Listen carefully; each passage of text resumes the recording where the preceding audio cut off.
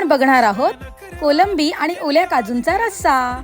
त्यासाठी पहिले तेलात लसूण चिरून टाकायचा, त्यानंतर कांदा लसूण मसाला घालायचा, थोडासा गरम मसाला घालायचा, त्यानंतर थोडासा कढीपत्ता, कांदा आणि टोमॅटो घालून सगळं मिश्रण एकजीव करून घ्यायचं।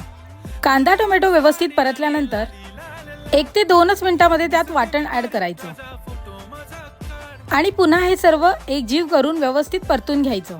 माझी वहिनी विचारते मी व्हिडिओमध्ये येते का, तोवर मी माझ्या आईलाही म्हटलं तूही ये व्हिडिओमध्ये। नाही म्हटलं तरी सगळं श्रेय माझ्या आईला जातं। इथे आता कोलंबी आणि काजू असं ऍड करून घ्यायचं। त्यानंतर याच्यात आपला घरगुती मसाला घालायचा 1.5 ते 2 चमचे। सर्व मिश्रण एकजीव करून घेतल्यानंतर व्यवस्थित एकत्रित झाल्यानंतर त्यावर झाकण ठेवून एकदा ते चेक करून घ्यायचं। आपला ओले काजू आणि कोलंबीचा रस्सा आता तयार आहे।